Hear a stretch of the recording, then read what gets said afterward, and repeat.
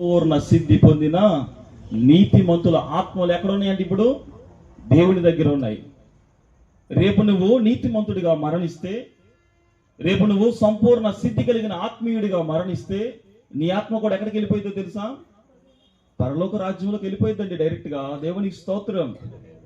దేవుడి లోకంలో నిన్ను పుట్టించింది ఎందుకంటే నువ్వు చనిపోబోయే లోపు నీ మార్గమును మార్చుకొని పాప జీవితంలో పుట్టిన నీవు నీ పాపమును వదిలిపెట్టి పాపమును రక్షించగలిగిన దేవుడు ఒక వ్యక్తి వచ్చాడు అని గ్రహించి ఆ వ్యక్తిని నువ్వు అనుసరించి ఆ వ్యక్తి మాట వినుట ద్వారా నీకు ఆ పరలోక రాజ్యం లభిస్తుంది.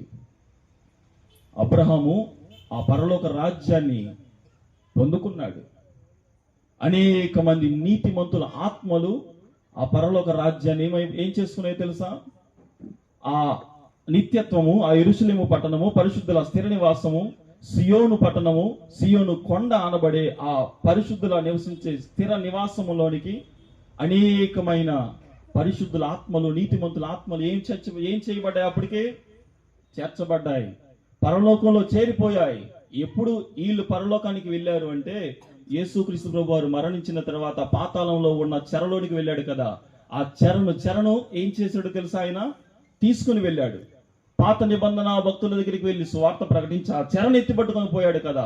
అప్పుడు ఈ నీతిమంతుల ఆత్మలన్నీ సియోను పట్టణములోనికి చేర్చబడ్డాయి. ఈ నీతిమంతుల ఆత్మలు, ఈ పరిశుద్ధుల ఆత్మలన్నీ ఇప్పుడు సియోనులో ఉన్నాయి, దేవుని దగ్గర ఉన్నాయి, దేవునితో ఉన్నాయి. వార్షికోత్సవం జరుపుకుంటున్నాయి, వేడుకలు జరుపుకుంటున్నాయి, సంవత్సరాలలో వచ్చే పండగలు చేసుకుంటున్నారు. ఈ పట్టణంలో ఇక ఏడుపు ఉండదు. భూలోకంలో ఏడ్చారు, బాధపడ్డారు, హింసించబడ్డారు, శోధించబడ్డారు. దేవుణ్ణి నమ్ముకున్న వారని ఎన్నో ఇబ్బందులకు గురి చేయబడ్డారు. ధనము లేని వారని, ఆస్తి లేని వారని, ఇల్లు లేని వారని, తినటానికి తిండి లేని వారని పడరాని మాటలు పడ్డారు.